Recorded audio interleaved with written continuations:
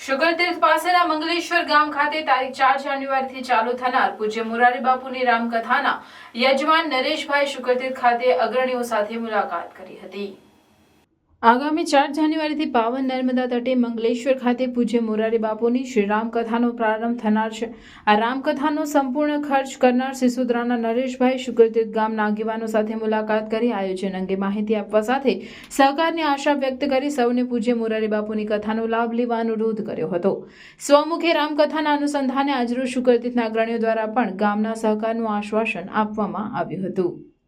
ભગવાનની કૃપા થાય તો જ સત્સંગ મળે અને ભગવાનની કૃપા વિના સુલભ નથી।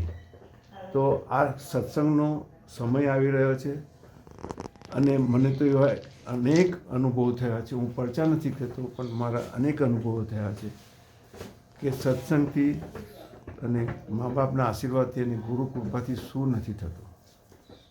તો બિનુ સત્સંગ વિવેકન હોય, રામ કૃપા બિનુ સુલભન સોઈ।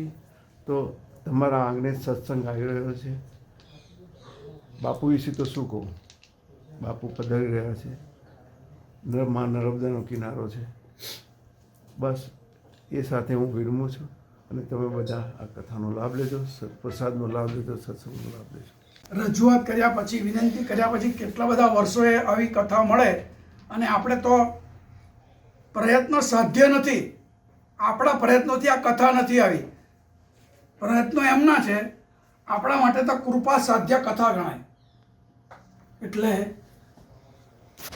જેટલા દિવસ કથા ચાલે આપણે બધા સાંભળવા જઈશું।